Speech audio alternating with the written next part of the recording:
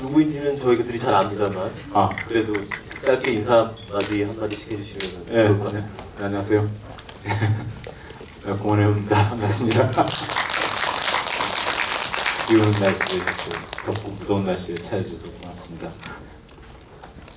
안녕하세요. 김세병입니다. 반갑습니다. 잘 들리세요? 네.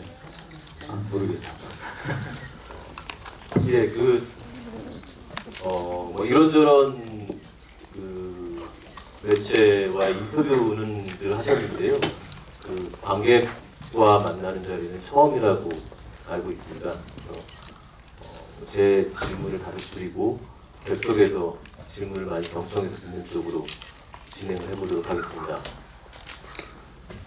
이렇게 시작을 해볼까요? 간단한 질문입니다만 권혜우 배우께서는 홍상수 감독 영화에 여러 차례 출연을 하셨습니다만 특히 그 후 지금 여러분들께서 보신 이 영화의 경우에 아마 가장 비중이 높았던 것이 아닌가 싶습니다. 그래서 좀 더 특별한 의미가 있을 것 같고요. 그리고 김세벽 배우께서는 듣기로 홍상수 감독의 영화를 좋아하셨다고 알고 있는데 이번에 첫 출연을 하신 건데 두 분의 입장에서 각각 어떤 특별함이 있을 것 같다는 생각이 듭니다. 일단은 영화에 출연하게 되신 계기와 과정에 대한 이야기들을 먼저 말씀해 주시면 좋을 듯 싶습니다. 네, 뭐 저 역시 홍상수 감독님의 개인적으로 팬이었기 때문에 여러분들 96년도를 기억하실지 모르겠지만 96년도에 한국 영화계에 좀 기억될 만한 해 중에 하나였던 것 같습니다. 왜냐하면 96년도가 홍상수 감독의 돼지가 우물에 빠진 날이 개봉했던 해이고요. 그 다음에 권혜여의 첫 주연작 진짜 사나이가 망한 해이기도 하고요. 네, 96년도에 돼지가 우물에 빠진 날을 보고 아직도 기억납니다. 흥분한 마음으로 친구인 김우성 씨에게 전화를 해서 야, 홍상수 감독님 좀 어떻게 한번 보게 좀 해줘라. 야. 좀 어떻게 무조건 출연할 테니까 그럴 기회가 없을까? 뭐 김우성이는 알았어. 그러면 지도 한 10몇 년 후에 북촌 방향으로 처음 만날 때까지 그 이후로 본 적이 없다고 하니까 예, 저 역시 그냥 개인적인 팬이었었습니다. 그러다가 벌써 지금 다른 나라에서 지난 6년 전 다른 나라에서 시작해서 이번이 4번째 작업이고요. 글쎄요, 뭐 롤의 크기라는 게 그렇게 중요한가 싶겠지만 또 나이 들어가다 보니까 좀 흥분되기도 하고 그렇습니다. 그래서 저 개인적으로 한 21년 만에 주연으로서의 한 영화를 이렇게 처음부터 끝까지 끌어간다는 마음, 좀 특별한 경험이었고, 네, 그랬습니다. 뭐 천천히 다시 더 말씀드리겠습니다. 네. 저도 주변에 홍상수 감독님 현장에 참여했던 분들이 많이 계셨는데 궁금하니까 저도 막 그분들한테 궁금한 거 물어보고 그랬어요. 다른 분들 막 인터뷰에서 봤던 것들 아니면 뭐 현장 진행되는 것들 정말 대본을 그때 봤느냐부터 해서 막 물어보고 했었는데 작년 말에 어떤 영화를 끝내고 한 3일 정도 후에 정말 너무 쉬고 싶을 때였는데 갑자기 감독님께서 만나보고 싶다는 연락을 전해 들어서 고민을 했지만 당연히 홍상수 감독님 작품을 궁금했었고 늘 좋아했었기 때문에 바로 미팅을 했고 그날 같이 하게 되었어요. 근데 그때 뭐 당연한 거지만 어떤 역할일지 아니면 어떤 내용일지 전혀 몰랐는데 감독님이 제 사진을 한 장 찍으시고는 그거를 흑백으로 돌려서 보여주시더라고요. 그래서 그냥 그때 어렴풋이 짐작에 왠지 이번 영화는 흑백이겠구나 라고 생각했던 기억이 나요. 홍상수 감독의 경우에 배우를 만나는 과정을 굉장히 중요시 여긴다고 알고 있는데요. 사진 보여주셨다는 일화는 너무 재미있고 더불어 어떤 대화들을 나눴을 것 같은데 어떤 이야기들을 그 자리에서 나누는지 밝혀주실 수 있을 정도만 밝혀주시면 어떨까요? 그냥 되게 사소한 것부터 다 물어보셨어요. 가족 관계는 어떻게 되는지. 그 영화 속에서 봉환이 그 아름에게 그 꼰대질하는 것처럼. 네. 그래서 언니가 있다고 얘기를 했더니 언니가 어떤 사람인지 궁금해하셨고 사진을 보여주시냐고 하셔서 찾다 보니까 언니 사진이 없더라고요. 근데 한참 밑에 나온 게 언니랑 유랑리에 갔을 때 같이 해지는 걸 보러 갔었거든요. 그때 찍은 사진을 보여드렸더니 여기가 어디냐고 물어보시고 그때 바로 유랑리에 헌팅을 한번 가볼까? 라고 하시더라고요. 그래서 아 정말로 즉흥적으로 뭔가 떠오르는 것들을 하려고 하시는구나 라는 생각을 했고 아 물론 그게 어떻게 활용이 되진 않았지만 유랑리가 그래서 언니 얘기도 나눴고 그리고 저의 하루 일과도 물어보시고 또 여러 가지 얘기를 했어요. 그날 돈까스를 먹었고요. 돈까스를 먹으면서 또 많이 얘기하고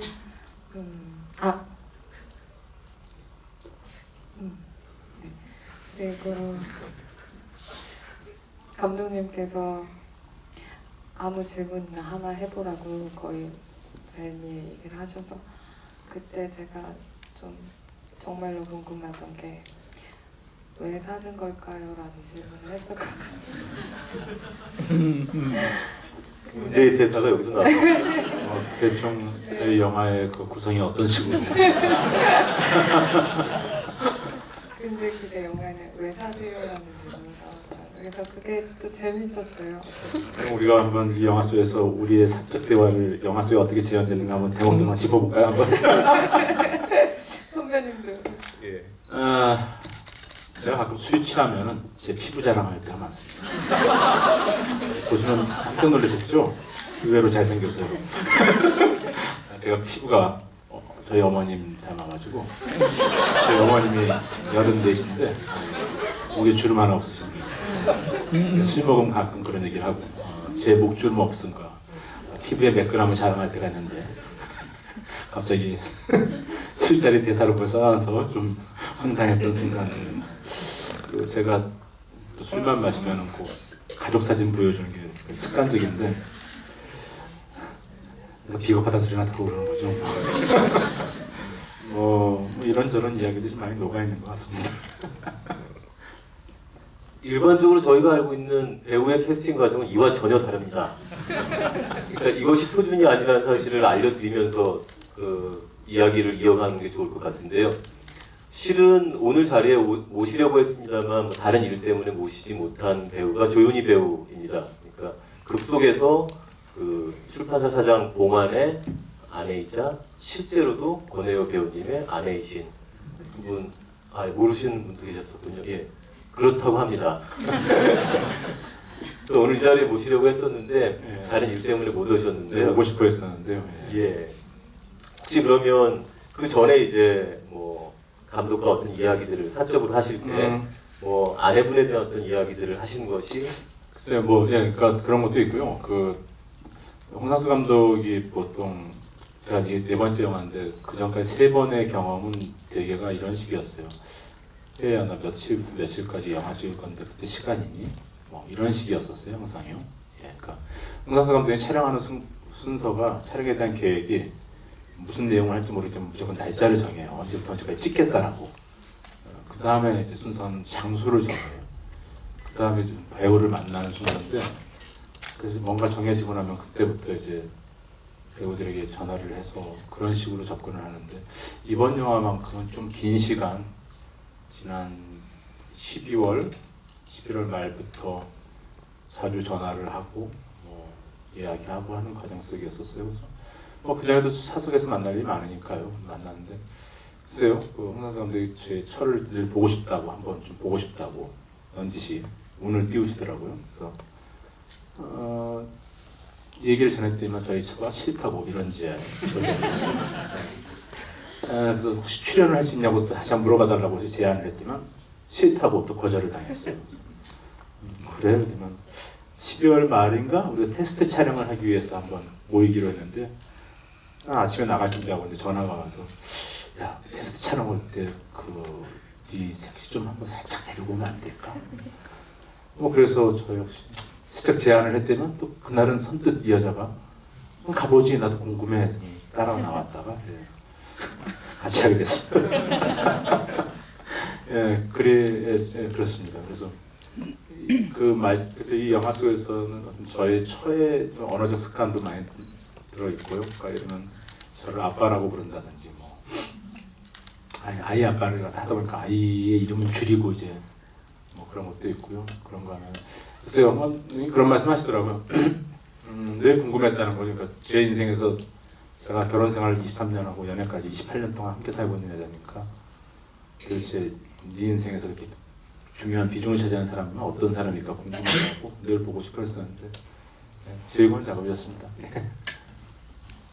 그 김세벽 배우 같은 경우에는 처음 이제 작업을 하신 거잖아요. 뭐 권혜여 배우님 같은 경우는 그 전에 여러 차례 경험이 있으셨으니까 이런저런 예상이랄까 이런 게 있었을 텐데 김세벽 배우께서는 이번에 하시면서 들어서 알고는 왔지만 막상 해보니 이런 점이 나한테 흥미롭거나 인상적이었다는 점을 말씀해 주실 수 있을까요?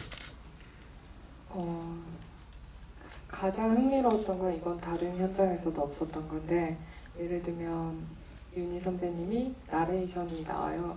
그러면 정말 선배님 옆에서 나레이션을 쳐주세요. 그러니까 정말 동시에 보통 그런 거 후시를 따서 이렇게 얻는데 감독님 영화는 이번에만 그런 거예요. 그렇진 않다고 알고 있습니다. 네네. 예. 네.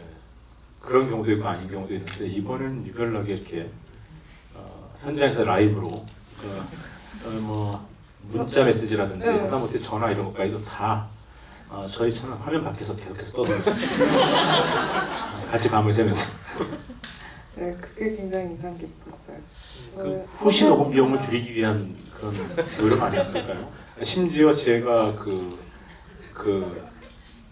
보낸 편지 쪽지를 읽는 장면 같은 경우는 현장에서 못했고 그냥 제가 집에서 아이폰으로 녹음해서 파일로 보낼 때만 그대로 이렇게. 그리고 또 다 말씀하셔. 네, 그냥 다 그랬어요. 선배님이랑 둘이서 찍는 마지막에 소파에 앉아 있는 것도 막 악마들 막 이런 대사도 다 옆에서 진짜 다 들으면서 네, 되게 특이한 경험이었어요. 아 예. 그러니까 문자가 오면 음성으로 들리는 거네요. 네. 아 그렇군요. 예. 뭐 약간 담소를 나눴는데요. 뭐 질문들이 있으실 것 같습니다. 손을 들어주시면 객석으로 마이크를 가져다 드리죠. 예, 가운데 계신 관객분요.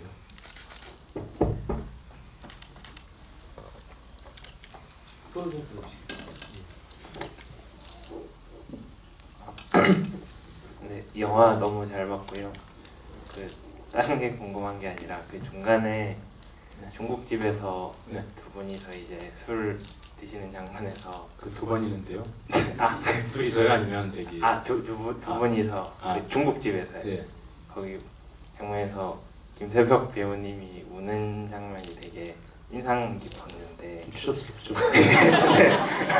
되게 말을 바로 해주셨는데 좀 그런 걸 느꼈어요. 그러니까 되게 적나라하게 우시더라고요. 좀 서럽기도 하고 그래서 그 장면 찍으시고 실제로 아마 보셨을 텐데 좀 배우로서 뭔가 뭐 어려움은 없으셨는지 그런 거. 제가 울고 있는 순간에 극중 이름이 뭐였지? 향수기. 창수기구나. 저도 영화 본 지가 꽤 됐어요. 창수기가 이렇게 울고 있는 순간에 제가 영화 본 지는 좀 돼서 제가 창숙을 거의 쳐다보지 않았던 것 같은 기억이 나요. 어디 얼굴 들고 보겠어요. 좀 비겁한 놈이. 근데 사실 홍상수 감독 영화가 굉장히 테이크가 많이 갑니다. 실제로요. 하나의 장면을 완성시키기 위해서 뭐 기본 한 10번 정도 가는 건 기본 정도로 그러니까 우리가 원신 한 컷을 그냥 한 씬을 한 컷으로 찍어내기 때문에 뭔가 단순할 것 같지만 그 안에서 리듬과 이런 걸 만들어내는 일이 한 테이크를 간 다음에 그 중에서 다시 수정하고 정리하고. 근데 그 장면은 여러 번 테이크를 가지 않았던 것 같아요. 네, 많이는 예, 많이 안 가고 한 서너 번 네, 그 정도에 정도가. 끝냈던 것 같아요. 콧물 나오는 순간 오케이 한다 보다. 그랬던 것 같습니다. 네, 좋은 답이 된지 모르겠습니다. 네, 저기 또 예, 사회는 제가 보겠습니다. 저도 밥을 벌어야 하거든요. 잠시 기다려 주십시오. 죄송합니다. 일단 그 장면을 좀 여쭤보고 바로 그 논란을 일으키지 마십시오. 예, 그 장면에서 이제 연기해 주신 김태적 배우 입장에서 네. 그 권혜호 배우께서 테이크를 많이 안 갔다고 기억하시는데 그러면 이제 감정 같은 걸 잡아나가시는 과정이나 그때의 느낌 같은 게 생각나시면 좀 설명해 주실 수 있을까요? 그때 현장에서의 분위기나 어떤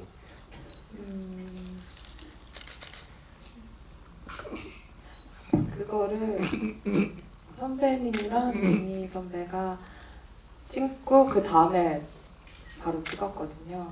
그 영화 속에서 보는 앞에 김민 씨하고 길게 대화하는 그 왜 사는가에 대해서 그 말도 안 되는 장황사를 하고 그 장면을 찍은 다음에 바로 이어서 네. 찍었었습니다. 그래서 저는 뒤에서 이렇게 카메라 앵글 벗어난 데서 두 분 연기하시는 거 구경하다가 들어갔는데, 그러니까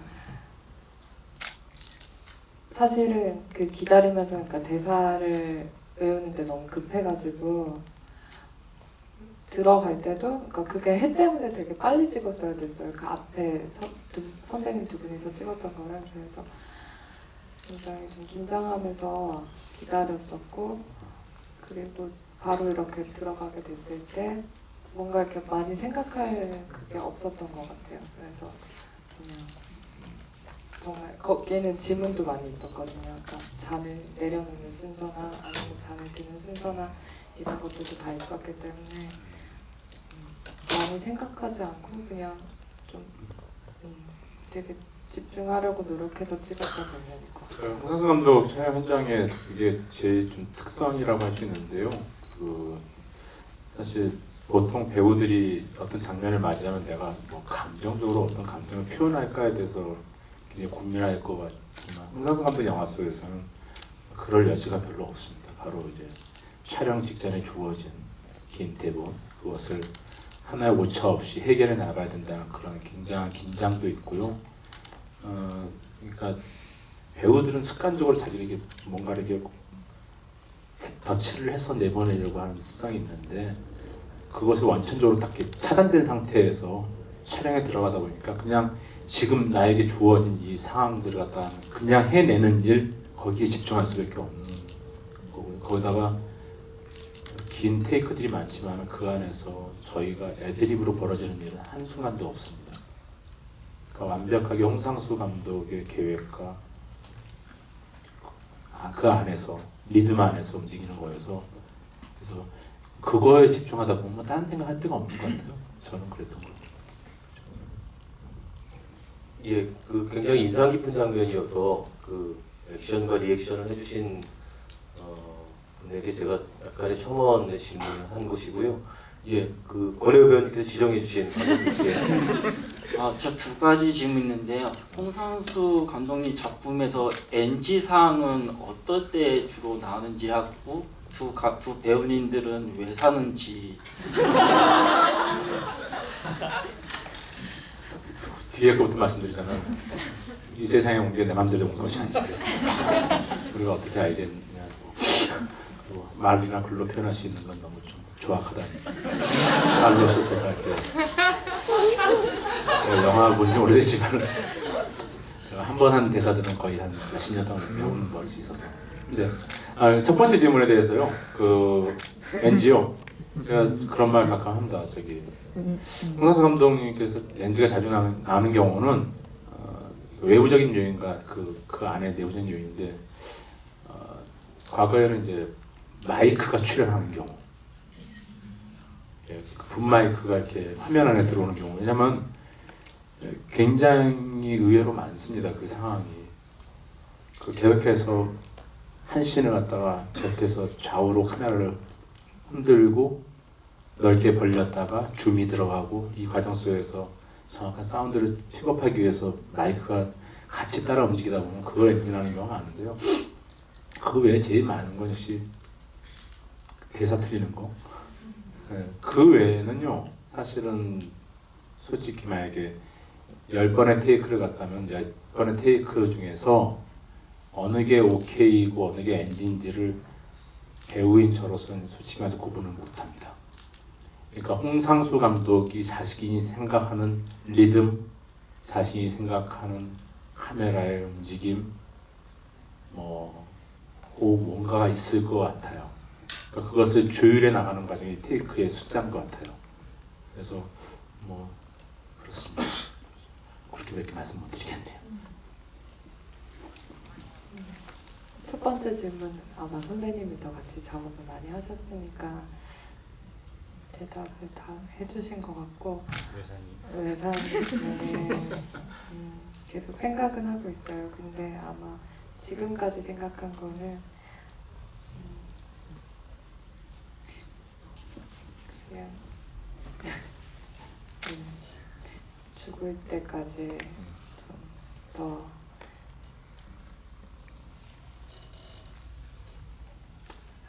잘 모르겠어요. 네.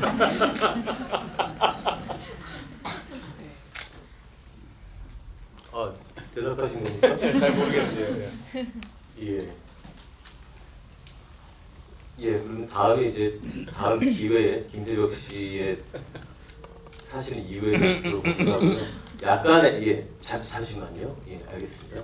약간의 첨언만 드리자면 구경꾼으로서 몇 차례 촬영 현장, 홍상수 감독의 촬영 현장을 지켜본 것에 의하면 원효 배우님께서 설명해 주신 거의 그대로인데요. 근데 조금 더 살을 붙이자면 저희가 이제 한 테이크를 찍고 나서 감독과 배우가 모여서 모니터링을 한다고 하지 않습니까? 모니터 앞에 앉아서 이제 이 연기는 어땠어? 이 제스처는 어땠어? 이런 얘기를 하는데 홍상수 감독의 경우에는 굉장히 정확하다고들 배우들이 얘기합니다. 그것에 대한 지적이. 그리고 굉장히 세밀한 편이고요. 가령 이 감정에 대해서 이런 식으로 표현해줘라기보다는 손을 이마만큼 올려달라든지 아니면 다리를 얼마만큼 해달라든지 굉장히 물리적이고 정확한 디테일의 디렉션을 한다는 게 특징이고요. 그런 것들이 좀 쌓여가면서 하나의 지금 여러분들께서 보신 결과물을 만들어내고 있는 것 같고, 그리고 특징 중에 하나는 말씀해 주신 것처럼 정확한 어떤 사고가 났을 때 사운드가 잘못되거나 어떤 대사가 틀렸거나 이런 정도의 잘못이 벌어졌을 때 NG를 정확하게 규정하지만 그렇지 않은 경우는 대체로 이제 저희가 현장에서 킵해둔다라고 표현하는데요. 대체로 그냥 놔두고 감독 자신의 직감에 따라서 골라내는 그런 경우이기도 합니다. 제가 약간의 설명을 드렸고요. 알겠습니다. 저쪽에 상단에 계신 관계분께요. 손을 좀 들어주시겠습니까? 중앙에 계신 분께요.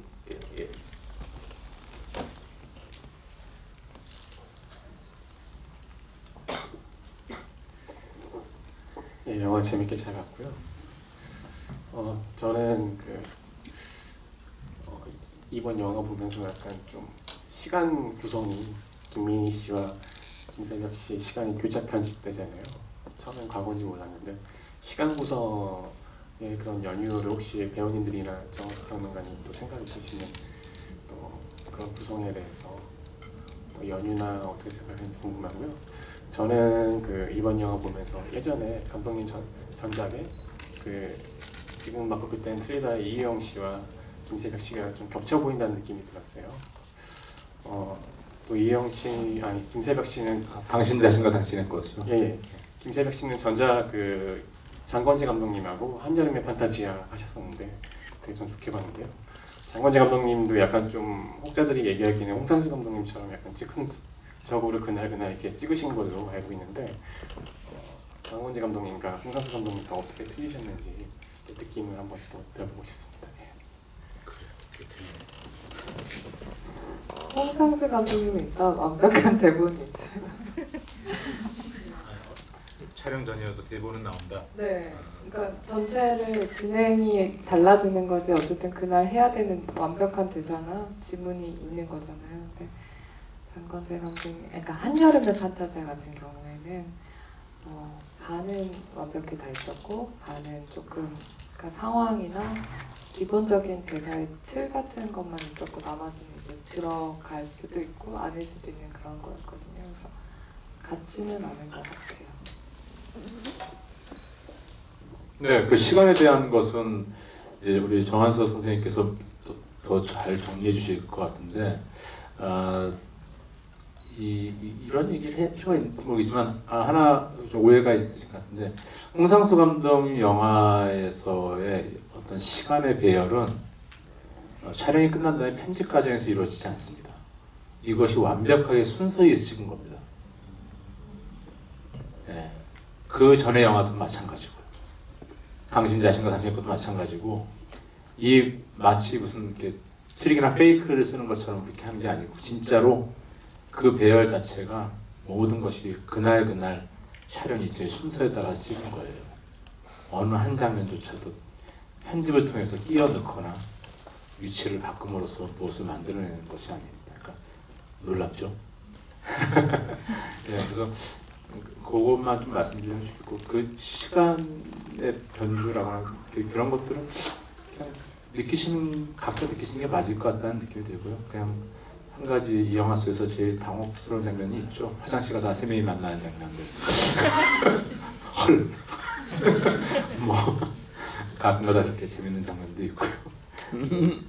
제 생각은 그렇습니다. 예, 배우분들 모신 자리라서 뭐 저의 소견을 길게 말씀드리기는 어렵고요. 그냥 개인적으로 관객 입장에서 저도 놀랐던 부분이 방금 말씀해 주셨던 그런 부분인데요. 사실은 그 영화 속의 창숙이 돌아와서 이렇게 찾으러 다니지 않습니까? 출판사 사장님은. 근데 저는 그게 실제로 돌아온 거라고 처음에 믿지 못했습니다. 그런데 세 사람이 딱 만나는 순간에 이렇게도 일이 벌어지는구나 라고 생각했던 거죠. 근데 그때 제가 놀랐던 건 아마 이 세 사람이 한 시간대, 동시간대에 같이 만날 수 있었다는 그 사실 때문이 아닌가라는 생각을 합니다. 그리고 이 영화는 어떻게 보면 아주 긴 하루의 시간, 그리고 얼마만큼이 지난지 모르는 어떤 또 시간을 지나서 또 다른 하루가 이렇게 붙어있는 그런 시간대라고 생각해 주시면 좋을 것 같습니다. 물론 이 영화의 시간의 어떤 구성에 대해서는 훨씬 더 많은 이야기를 저희가 해야 되겠습니다만 지금 이 자리에서는 두 분에 대한 이야기를 조금 더 집중해 보도록 하겠습니다. 긴 하루라고 하니까 생각났어요. 예. 촬영 내내 제가 홍상수 감독에게 계속 물었어요. 형 영화 제목 정했어? 제목 정했어? 아니 몰라. 안 정했어. 난 생각해 놓은 게 있어. 뭔데? 하드 데이. 겁나 힘든 하루.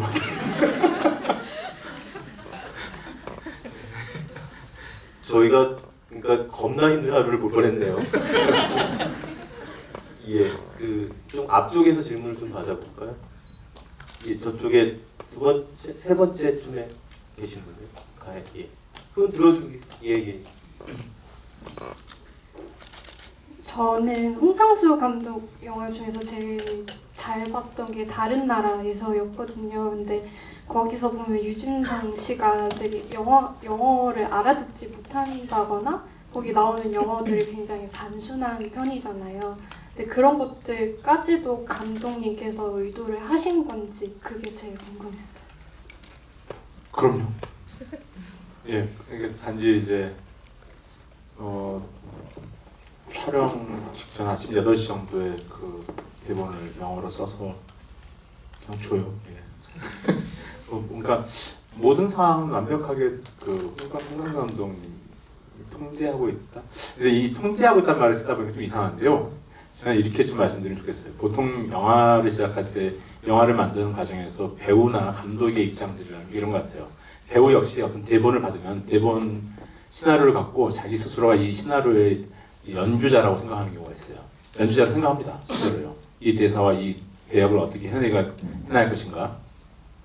그렇다면 감독 같은 경우는 지휘자의 느낌이라면은 홍상수 감독님의 영화 속에서의 작업의 방식과 배우의 관계는 홍상수 감독이 작곡자이며 지휘자이며 동시에 연주자예요. 그럼 우리는 뭐냐면요, 악기예요. 조율된 상태의 악기. 그래서 좀 달라요.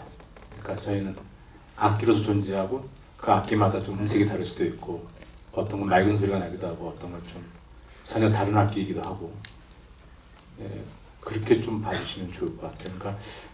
그러니까 무슨 말씀이냐면 통제되고 그날 정해지는 말을 그냥 열심히 외워서 인형처럼 내뱉는다는 단순한 작업이 아니고 이미 하나의 악기로서 존재하면서 내 색깔을 통해서 영화 전체의 색깔이 변화한다는 것들이죠.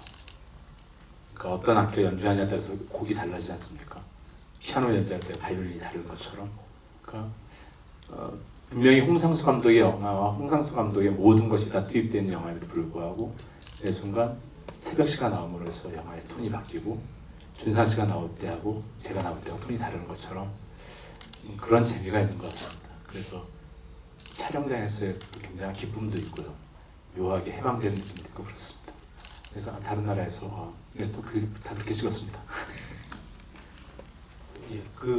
유준상 씨의 그 당시의 주장에 의하면 다른 나라에서 발휘한 영어 실력보다 자신이 훨씬 낫다라고 계속 얘기했습니다.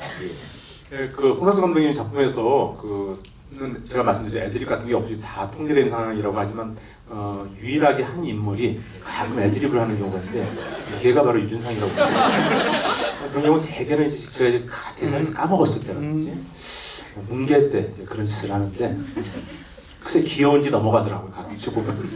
네. 예, 앞에 계속 손을 들어주신 분 계셨어요? 죄송합니다. 밑에까지.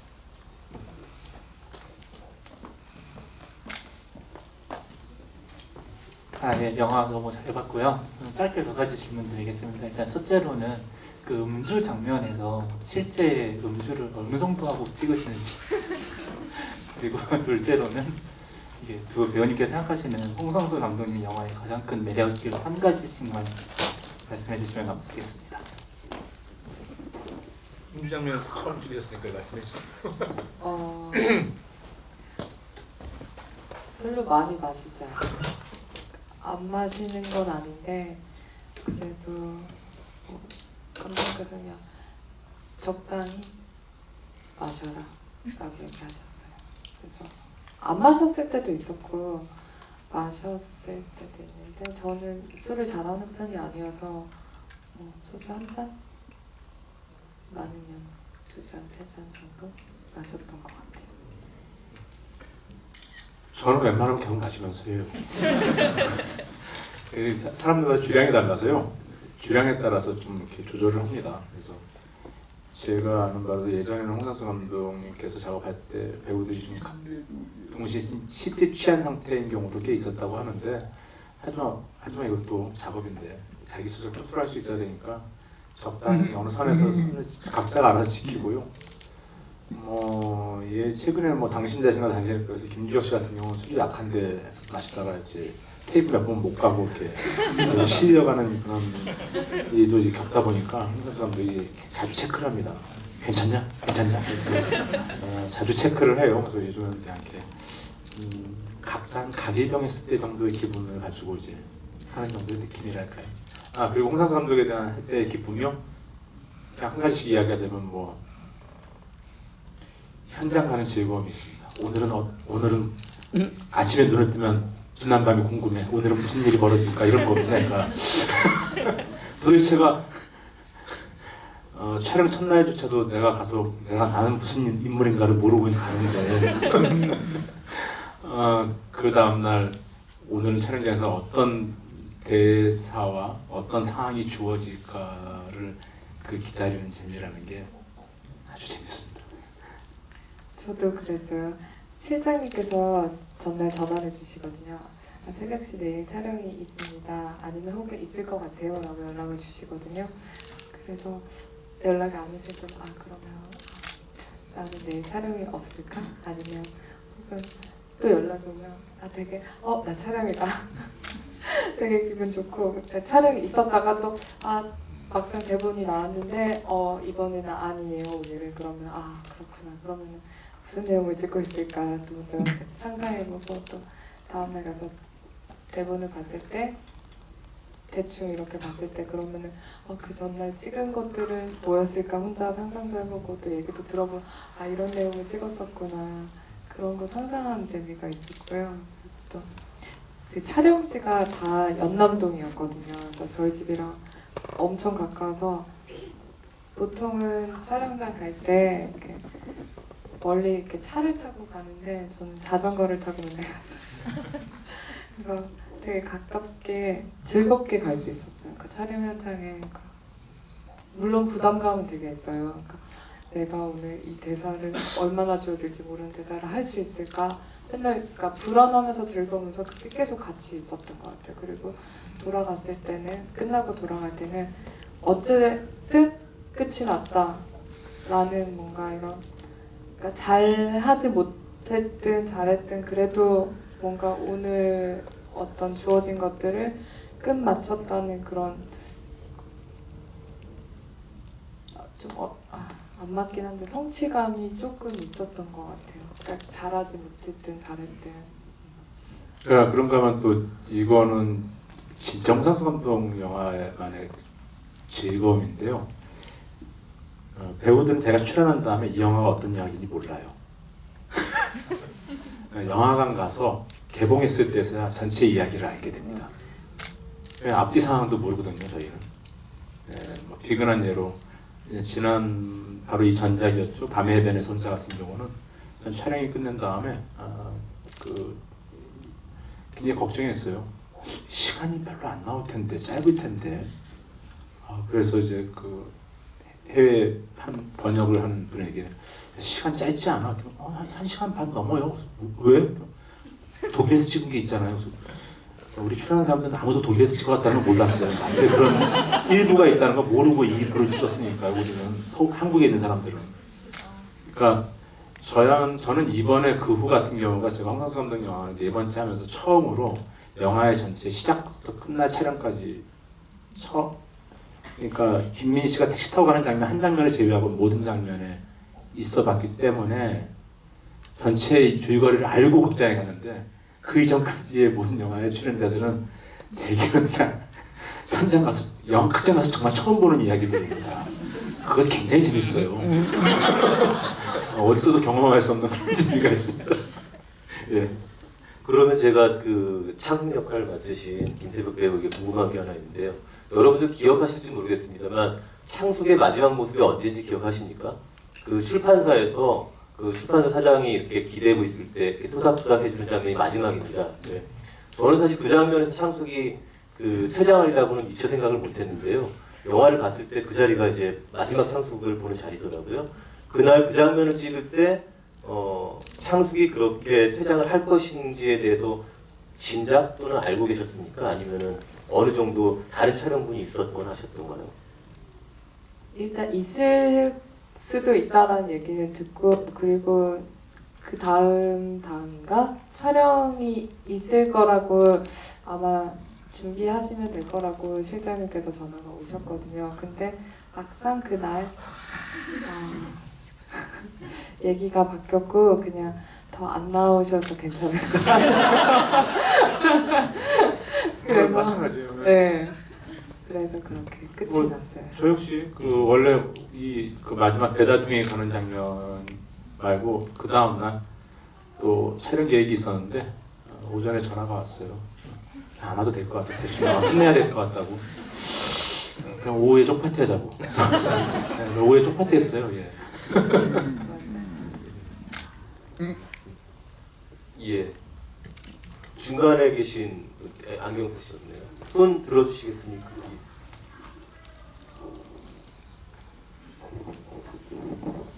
영화 너무 잘 봤습니다. 그 김세벽 배우님께서 홍 감독님께 왜 사냐고 여쭤보셨잖아요. 그 답변이 그대로 영화 속에 들어간 건지. 아니 조금 달라요. 다른 것 같아요. 어떤 대답을 하셨는지.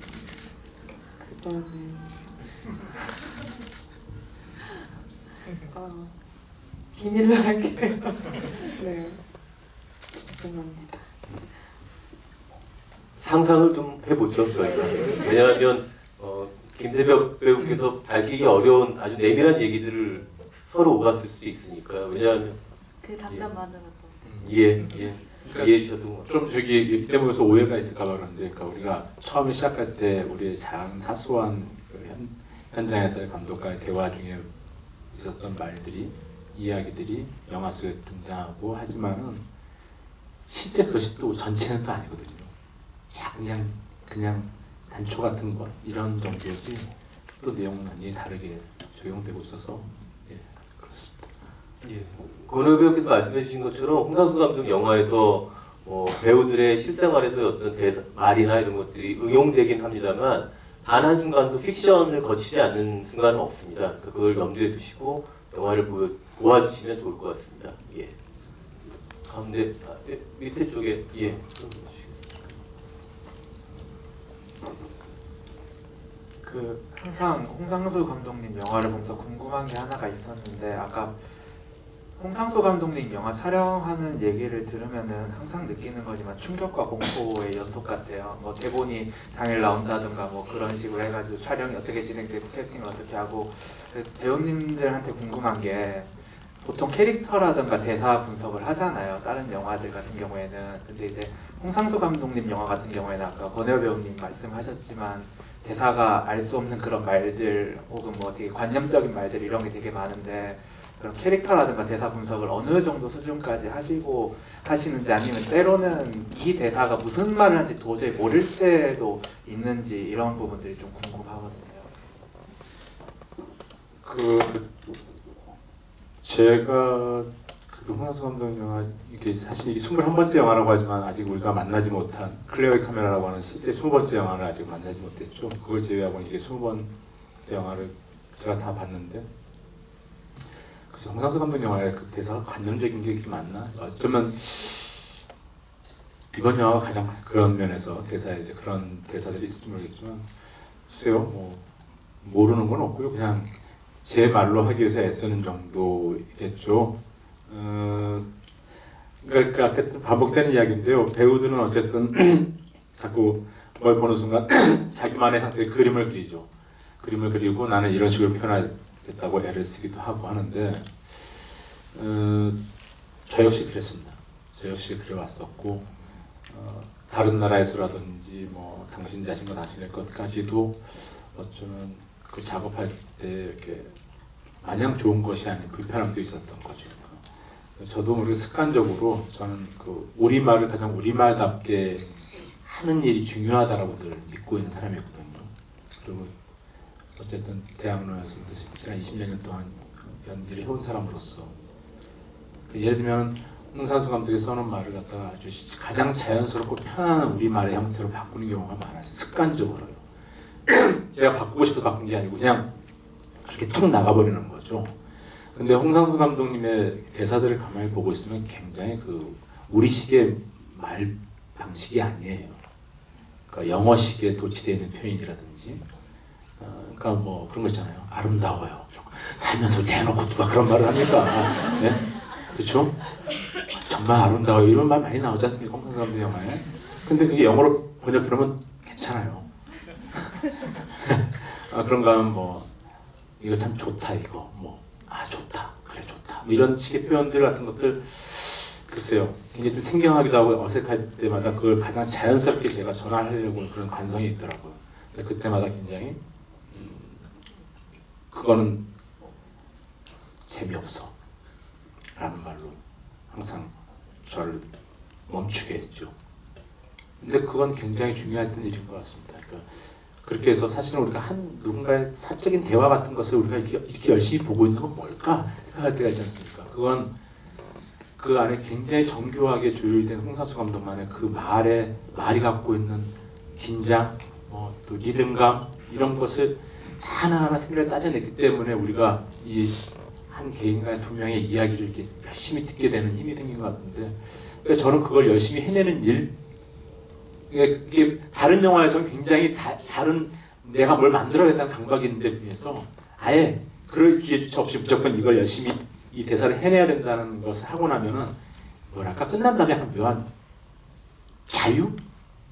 시원함? 이런 생각이 들어요. 그러니까 제일 좋은 연기는 아무것도 안 했다는 느낌이 들 때의 연기라고 그런 표현을 할 때가 있거든요. 영자 홍상수 감독 영화에서의 배우들이 갖는 느낌은 그런 느낌들이 강합니다. 그래서 많은 배우들이 서로 항상 홍상수 감독과의 작업을 좀 기대하는 것 같아요. 왜냐하면 거기서 약간 좀 치유받는 느낌도 있습니다. 예. 그렇습니다. 그래서 뭐 충격과 공포는 아니고요. 물론 장수가 길면 이제 좀 약간 충격을 받죠. 저도 그러니까 제 이름이 뭔지 직업이 뭔지 전혀 모르거든요. 촬영 첫날 저는 알았어요. 그래서 도착해서 자, 이제 30분 뒤에 촬영할 거니까 대사를 자 외우고 나중에 보자 이렇게 하는데 거기 이제 읽어보면 나오는 거죠. 뭐 창수 뭐 만나서 술 취한 뭐 부축을 한다 뭐 이렇게 써져 있고 막 아 그러면 술 취했고 이제 뭐 이제 생각하기 시작한 거죠. 생각하는 게 아니라 그냥 상황을 대충 받아들이고 이제 대사를 빨리 외우고 촬영을 하기 시작하는 거죠. 그래서 뭔가 많이 생각할 겨를이 없는 것 같아요. 그리고 오히려 생각할 시간이 생기면 그게 방해가 되는 순간이 있었거든요. 그래서 감독님의 어떤 이런 방식이 이렇게 온 거는 이유가 있겠다라는 생각을 했던 것 같아요. 촬영을 하면서. 제가 생각난 김에 이거 제 생각에는 좀 중요한 것 같아서 더 좀 말씀드리면은 글쎄 이런 생각입니다. 그런 식으로 직접적으로 홍상수 감독이 얘기한 적은 없었지만은 그런 것 같아요. 그 영화라는 걸 이렇게 연기하면서 가끔 느낍니다. 이렇게 방송도 마찬가지고 이렇게 이 사람이 상대방이 무슨 말을 할지 오늘 한 번도 생각도 못하는 순간이 인생의 대부분인데 쟤는 입으려면 무슨 말을 할 거야라고 떠오르는 상대가 있다면 그런 놈을 만나지 말아야지. 인생 치는 놈이니까요. 예? 뻔한 놈이니까. 실제로 우리의 인생은 그런데 점점 화면을 보면 미리 말할 사람에게 카메라가 가 있지 않습니까? 그런가 하면은 우리의 인생은 바로 다음 1초 앞을 바라보지 못하는데 그래서 어쩌면 홍상수 감독의 촬영 현장에 바로 촬영 직전에 주어진 대사들 이런 것들까지도 그러니까 우리의 삶의 진실 이런 거에 좀 가장 가깝게 가는 방식으로서 선택된 일이 아닐까. 그리고 우리의 인생의 내일을 모르고 내일을 모르는 것처럼 이 배우가 그 다음 벌어질 일을 꼭 알아야지만 이 영화에 좋은 일일까? 뭐 이런 질문도 할 수 있지 않을까요? 그래서 뭐 그렇게 좀 이해해 주셔도 좋을 것 같다는 생각이 듭니다. 네. 예, 평소에 저희들이 자주 접하는 일반적인 영화의 경우에 배우들이 하는 어떤 캐릭터 연기와는 사실 좀 많이 다르지 않습니까? 가령 뭐 수박하게 정리하자면 홍상수 감독의 어떤 표현은 아닙니다만 그의 어떤 생각이 약간 기대해서 말해보자면 홍상수 감독 영화에서 배우들이 출연할 때 평소에 잘 쓰지 않는 근육을 써서 연기를 해내는 것 같습니다. 그래서 그러면서 뭔가 자신들의 쾌감도 느끼고 하는 것 같다는 생각을 구경꾼 입장에서는 하게 됩니다. 예, 손을 들어주시면 또 예, 이쪽에 손 들어주시겠습니까?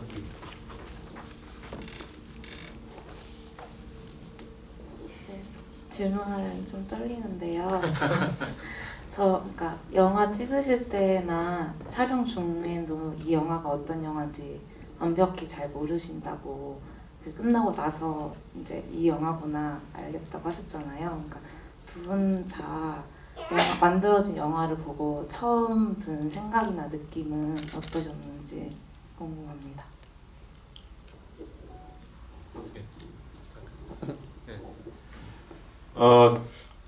쭉 그랬었는데 이번 영화는 어쨌든 처음부터 끝까지 매일 촬영장에 있었고 다 대본을 매일같이 받아보다 보니까 전체 이야기는 알고 있었죠. 그럼에도 불구하고 이 영화는 실제로 처음 본 거는 이번에 5월 22일 날 칸 국제영화제에서 그때 처음 봤었습니다. 첫 느낌은 좀 놀랐던 게 실제 저희가 모니터로 흑백 영화를 찍을 때는 좀 더 어두운 톤이었었어요. 굉장히 좀 더 어둡고 그래서 저는 이 영화의 이 전체적인 느낌이 뭐랄까 좀 약간 좀 그냥 이렇게 지금의 느낌과 좀 다른 그런 좀 더 어둡고 좀 그런 톤일 거라고 생각했었는데 막상 칸에서 딱 보는 순간 너무 컨트라스트를 많이 밝게 올리고서 톤이 밝아져서 그 첫 번째 인상이 그거였습니다. 아, 밝아졌네. 그런 느낌. 또 뭐 그런 느낌이었습니다. 그리고 그냥 첫 느낌은 프랑스 사람들도 좋아하는구나 이 영화를. 뭐 그런 느낌도 기억도 그랬었습니다. 저는 아무래도 그러니까 안 나오는 신이 많으니까 모르는 신이 훨씬 더 많잖아요. 흥미진진한. 네, 그래서 이렇게 짜맞춰지는구나. 그러니까 어렴풋이 알았어도 그러니까 막상 보니까 내가 찍은 영화가 이런 영화였구나 처음 보면서 느꼈던 것 같고, 그리고 굉장히 화면이 저희가 찍을 때보다 밝아졌다고 하더라도 충분히 저한테는 굉장히 쓸쓸한 영화였고, 그리고 또 어떤 지문 속에 있었는데 제가 그때 못했던 게 하나 있었어요. 근데 나중에 영화로 봤더니 그게 되게 연결되는 거였더라고요. 그러니까 영화 속에서 그거를 못 지켰던 게 굉장히 아쉬웠어요, 스스로.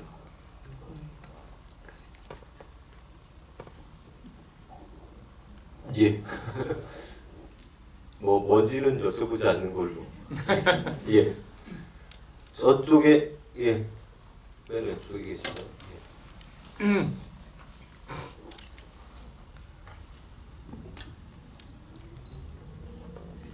영화 굉장히 잘 봤고요. 배우분들 이렇게 실제로 뵈니까 되게 분위기랑 이런 게 너무 되게 멋있으신 것 같으세요.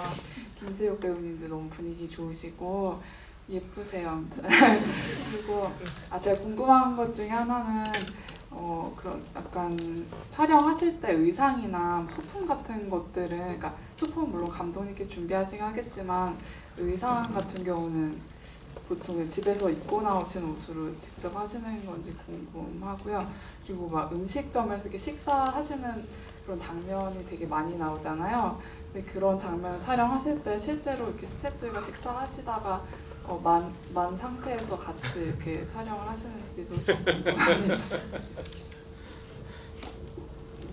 예, 의상은 뭐 기본적으로 다 각자 자기 옷을 입습니다. 예, 그러니까 그게 제일 편안하니까요. 근데 그래도 이제 의상을 또 굉장히 세심하게 챙기세요. 그러니까 저희는 왜 이걸 요구하는지 잘 모르고 입을 때도 있습니다. 예를 들면 밤의 벤의 손자 같은 경우에서는 촬영 올 때 좀 뭔가 밝은색 옷을 하나 갖고 와줘. 계속해서 나가 밝은 색을 입었으면 좋겠어. 넌 늘 검은색이잖아. 그래서 근데 그때만 김민희 씨랑 대화가 계속해서 넌 달라졌어, 여성스러워졌어 이야기하고 김민희는 저에게 끝없이 젊어지신 것 같아요. 계속해서 뭐 그런 식으로 그러니까 저희가 예상치 못했던 저희 평소에 복식 습관과는 전혀 다른 것의 요구들이 있긴 하지만 기본적으로 저희 옷을 입습니다. 그리고 음식은요 그냥 어떤 때는 그냥 스태프들과 같이 먹다가 끝나서 연결할 때도 있고요. 뭐 경우마다 달라서 아무튼 잘 먹으면서 합니다. 네, 의상은 저도 다 제 옷이었고, 또 기억에 남는 거는 감독님께서 목도리가 있으면 한번 해봤으면 좋겠다고 해서 목도리를 매려고 하다가 감독님께서 목도리를 네가 평소에 매는 방법으로 한번 매볼래라고 하시더라고요. 그러니까 그런 것까지도 그냥 다른 거 아니고 평소에 그냥 제가 하는 걸 원하시는구나라고 그때 생각했었어요. 네, 먹는 거 잘 먹습니다. 의상의 경우에 평소 배우들이 하는 의상 입는 습관, 기준하되 그것으로부터 약간씩 변형을 가하는 쪽인 것 같습니다. 이쪽에 저 상당 바로 손 들고 계시네요. 네, 저도 영화 굉장히 재밌게 잘 봤고요. 제가 궁금한 건 이제 대본 받으시고 나서 읽으면서 이 부분은 관객들이 좀 웃겠다 싶었던 게 있으셨는지 궁금해요. 저 같은 경우는 김민희 배우님이 왜 사는가에 대해서 얘기하다가 갑자기 이제 권혜우 배우님이 아 너 참 똑똑하구나 하고 이렇게 갑자기 이제 말을 끊었을 때도 재밌었고, 그리고 이제 김새벽 배우님이랑 김민희 배우님이랑 권혜우 배우님이랑 같이 이야기 나누다가 갑자기 울음 터지실 때 그때도 많이 웃었거든요. 그래서 대본을 보고 관객들이 많이 웃겠다 싶었던 그런 장면이랑 프랑스 관객들이 많이 웃었던 장면들 궁금합니다. 인간들은 되게 비슷했어요. 그러니까 쪽팔린 상황에 대해서 다들 반응이 똑같더라고요. 네. 저희가 이렇게 길게 어떤 장면을 찍고 있을 때 이렇게 저쪽 모니터를 보면 항상 모니터 앞에서 첫 번째 관객으로서 혼자 낄낄거리는 사람이 있어요. 홍상수라고요. 얼마나 재밌겠어요. 바로 직전에 대사 주고 그거 갖고 막 2명, 3명이 찍고 싸우고 있는데 그걸 보고 있으면서 방금 말씀하신 그런 순간들이었던 것 같아요. 근데 저는 찍으면서 와, 이 관객들도 황당히 하겠다 하는 순간이 바로 화장실 앞에서 삼자 조우하는 그 장면 같은 것들이죠. 뭐 그런가 하면은 그런 대목들이요. 책 좀 가져갈게요. 뭐 이런 거. 뭐 그냥 사람마다 재밌어하는 부분이 다르긴 할 텐데. 예를 들면 3명이 만나는 순간 그 칸의 프랑스 관객들도 오 헐 이런 분위기 올라라 뭐 이러면서 네, 그런 분위기였던 게 기억납니다. 저도 대본 받았을 때 진짜 많이 웃었던 거 3명이 만나는 거 똑같이 보고서 받자마자 진짜 많이 웃었던 것 같아요. 그 장면이 제일 웃겼던 것 같아요. 그 실제로 테이크가 많이 갔던 장면이 그 김민희 씨하고 조윤희 씨가 싸우는 장면이에요. 저희 처가 조윤희 씨가 이제 마음이 약해서 한 번에 세게 때려서 갔어야 되는데 자꾸 이렇게 살살 때리게 되고 이렇게 그 다음에 한 번 때리는 그 다음에 연타가 이어져야 되는데 잘 돼서 실제로 테이크가 굉장히 많이 갔어요. 그 장면 대본 받으면서. 이 장면 사실 그 대사 자체를 보면 굉장히 그 아침 드라마스럽지 않습니까? 아침 막장 드라마스러워서 이건 뭐지? 그러면서 찍었던 그런 순간이 있었습니다. 그래서 그 대목에 대한 그 관객들의 반응이 어떨까 하는 굉장히 궁금했었어요. 촬영하면서 난 사장 와이프 하면서 싸대기 날리는 그 장면 뭘 물어? 하면서 굉장히 아침 드라마스럽지 않습니까? 그래서 그랬던 기억도 있습니다.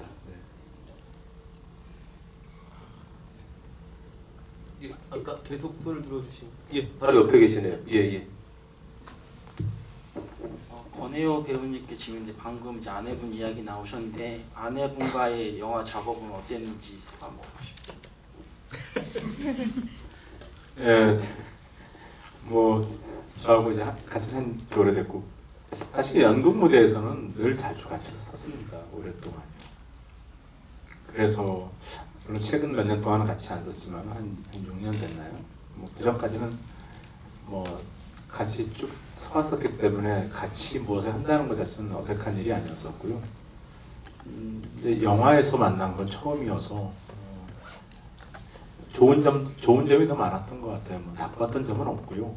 첫째는 저희 아내가 이제 한 거의 20 몇 년 만에 그 이명세 감독의 첫사랑 이후에 영화에선 진짜 오랜만에 카메라 앞에 서는 거였고 그 첫 장면스럽게 첫 촬영이었거든요.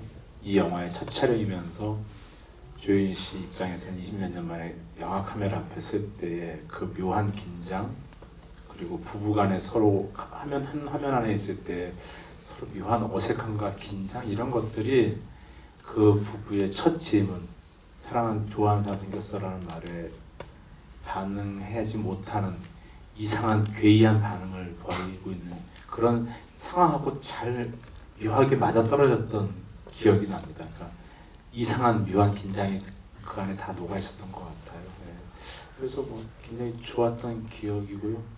무엇보다도 부부가 함께 칸에 가서 재밌게 놀다 왔습니다. 네.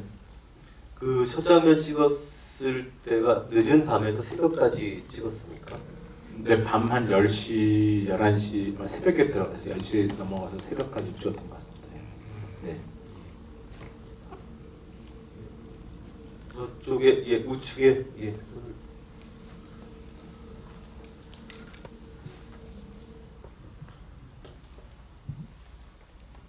잠시만 기다리십시오. 예 다음에 기회 드리겠습니다. 예 먼저 하시고. 네, 저도 영화 정말 잘 봤고요. 또 이렇게 연기 얘기나 제작 상황에 대해서 이렇게 자세히 들을 수 있어서 정말 좋았습니다.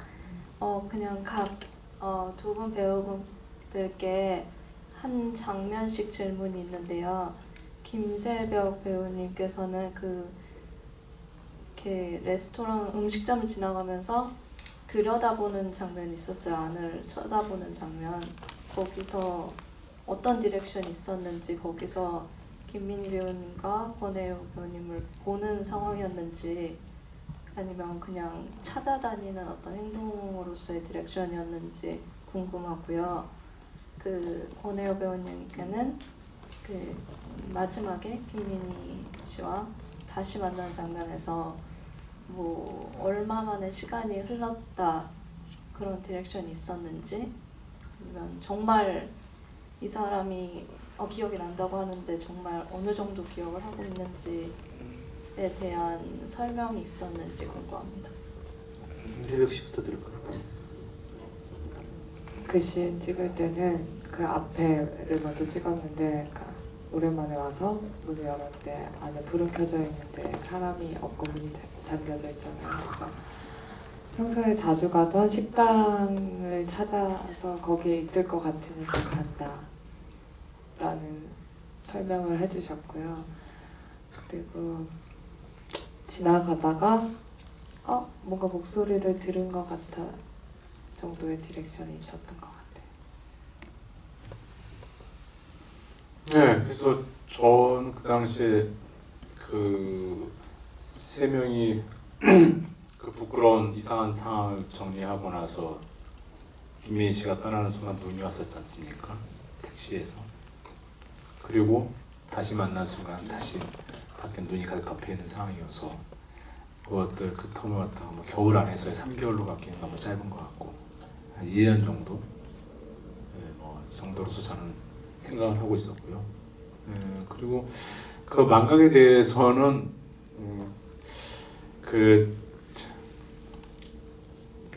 뭐 어떤 특별한 그거 자체에 대한 뭐 디렉션은 따로 없었던 것 같아요. 우리가 흔히 있을 수 있는 일이어서 그런가 하면 그냥 이런 말로 좀 대치하면 어떨까? 이번 영화 개봉했을 때 프랑스의 한 평론가의 평엔 이런 글이 있었어요. 우리의 기억이란 것이 얼마나 조심스럽고 얼마나 불안정하고 한지에 대해서 생각해 본다라는 이야기가 있었는데 뭐 그냥 그런 느낌이었어요. 그 장면을 찍을 때 어떤 서로가 만나지 못한, 그러니까 전혀 한쪽이 못 알아보고 있다는 상황 자체를 그냥 즐기면서 찍지 그것을 이렇게 어떤 연기어도 방향성을 갖고 이렇게 하지는 않습니다. 근데 그 장면 되게 저는 그 장면을 개인적으로 좋아합니다. 그 장면이 있어서 뭐랄까 이 영화 전체의 어떤 그 톤을 만들었다는 느낌이 있어서 저는 그 장면이 좋아요. 예, 아쉽지만 마지막 질문으로 하겠습니다. 예, 손 들고 계시네요. 예.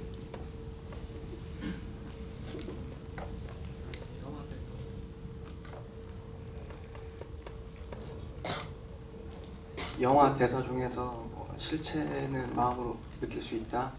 그리고 뭐 사람 좀 보고 가세요. 알고 나서 뭐 그런 말이 나오는데 그러니까 저희들은 홍상수 감독에 대해서는 미디어를 통해서만 보게 돼요. 하지만 이제 배우 두 분께서 이제 영화를 촬영할 그 당시에는 굉장히 홍상수 감독님이 미디어나 대중들에게 엄청나게 이제 치였을 때 상황 같은데 그때 촬영할 당시 연기를 하면서 이제 홍상수 감독님이 왜 이런 영화를 만들려고 했는가, 그리고 상호작용으로 영화를 다 완성된 걸 본 다음에 이래서 그 당시에 뭐 어떤 생각으로 만들었겠구나, 그런 식의 두 배우님들이 이제 감독님이 왜 이런 작품을 만들었는지에 대한 생각이 궁금하고요. 두 번째가 김민희 이제 배우에 대해서는 뭐 알 길이 아예 없는데 같이 연기를 하시는 게 연기에만 국한을 해가지고요. 김민희 그 배우하고 같이 연기하면서 어떤 그런 느낌이 있으셨는지 궁금합니다.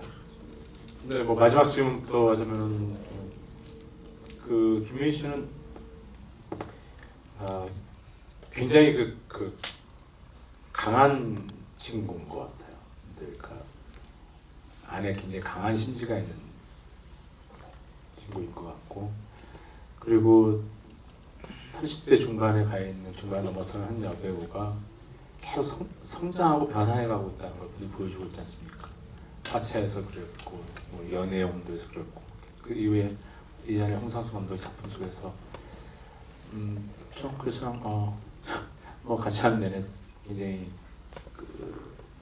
뭐랄까요, 이렇게 어떤 영화가 흐트러지기 쉬운 순간마다 그 민이라는 친구가 갖고 있는 그 단단함이 이 영화의 딱 중심 같은 느낌이 줄 때가 있습니다. 그래서 그 힘이 굉장히 좋게 느껴졌고요. 그 다음에 이 영화를 왜 만들었을까? 그거는 제가 홍상수 감독한테 물어본 적이 없었어요. 그냥 굳이 홍상수 감독 입장이라고 내가 생각해보고 한다면, 그래서 홍상수 감독이 지금 이전에 자기에게 보낸 편지 같은 거 아닐까? 뭐 이런 정도의 느낌? 그 정도의 생각을 해본 적이 있습니다. 예.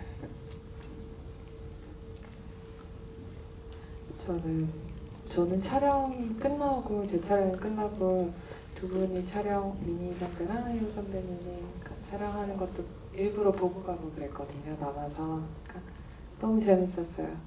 대사가 사실 조금의 리듬으로 달라지는 것들을 계속 봤거든요. 그러니까 테이크마다 웃겼다가도 슬퍼졌다가도 달라지는 것들이 보여서 그거 보는 것들이 굉장히 좋아서 저는 막 남아있고 그랬었던 기억이 나는데, 굉장히 집중력도 좋으시고 두 분 다, 그리고 또 굉장히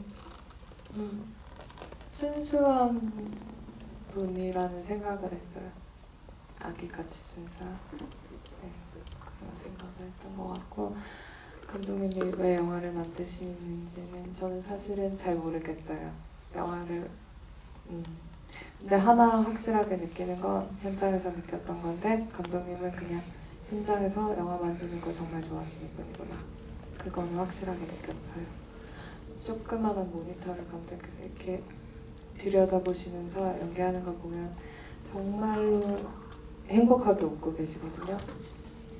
그거 보면은 정말 영화 찍는 걸 좋아하시고 현장에 있는 걸 정말 좋아하시는구나라는 생각을 했고, 그러니까 그 현장에 있는 게 기뻤던 것 같아요.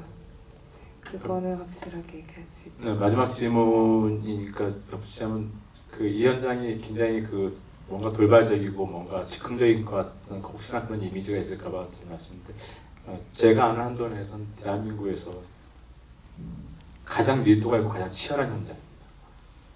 그러니까 제가 아는 한도에서는 그렇습니다. 그러니까 보통 다른 영화 끝내오면 다른 영화 하루 촬영하면 그날 저녁에 배우들끼리 소주라도 한잔 합니다. 야, 한잔 하자. 근데 이 영화 촬영이 딱 끝나는 순간 그냥 모든 걸 턱 놓고 빨리 집에 가서 쉬어야지 생각이 들 정도로 그 밀도도 어마어마하고요. 그러니까 홍상수 감독이 각 술자리에서 가끔 그런 얘기, 사적인 대화를 끌고 나오면 안 좋겠지만 자기는 목숨을 걸고 찍는다. 그냥 굉장히 열심히 촬영하고 있었습니다. 예, 그렇게 봐주셨으면 고맙겠습니다. 네. 예, 두 배우의 덕분으로 만담과 진지한 사이를 오가면서 대화를 나눈 시간이라고 생각합니다. 성심성의껏 답변해 주신 두 분의 배우분께 박수를 부탁드립니다. 고맙습니다. 안녕히 가세요. 네, 고맙습니다. 고맙습니다.